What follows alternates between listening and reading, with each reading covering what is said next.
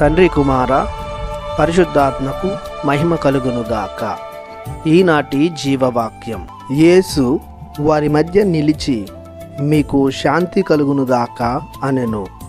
లూకా శుభవార్త 24వ అధ్యాయము 36వ వచనము.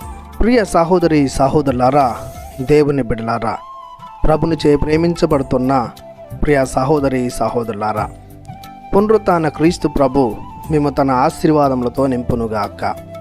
క్రీస్తును పట్టి బంధించి చిత్రహింసలు పెట్టి శిలువ మరణానికి గురి చేసిన తరువాత క్రీస్తు ప్రభుని శిష్యులు భయంతో, ఆందోళనతో, దుఃఖంతో, బాధతో బహిరంగంగా తిరగటం మానివేశారు. ఒక మేడగదిలో దాక్కుని బిక్కుమంటున్నారు. నిరాశ నిస్పృహలు వారిని ఆవహించాయి. వారి తరువాతి జీవితం ఒక ప్రశ్నగా మిగిలిపోయింది. అదే సమయంలో క్రీస్తు ప్రభుని దేహం సమాధిలో కనిపించలేదు. ఇది కొంచెం వారిని దుఃఖాక్రాంతుల్ని చేసింది. అప్పుడు మరణాన్ని గెలిచిన, పాపాన్ని పాతాళానికి త్రొక్కిన, సాతాను శక్తులను హతమార్చిన ఉత్థాన క్రీస్తు ప్రభు వారి మధ్య ప్రత్యక్షమయ్యాడు. వెంటనే వారి భయం, ఆందోళన నుండి వారికి ఉపశమనం కలిగించుటకు ఉత్థాన ఆశీర్వాదమైన శాంతిని వారికి అందించాడు. మీకు శాంతి కలుగునుగాక అని ఊరటముగా క్రీస్తు ప్రభు వారితో ఈ మాటలు పలికి ఉన్నారు. వారిలో వెలుగు రేఖలు, ఆత్మీయ ఆనందం, నూతన ఆశలు రేకెత్తాయి.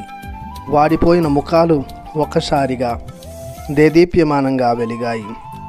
మా రక్షకుడు, మా ప్రభు మాతోనే ఉన్నాడన్న, మరణంపై విజయం సాధించాడన్న ధైర్యం వారిలో మెదిలింది.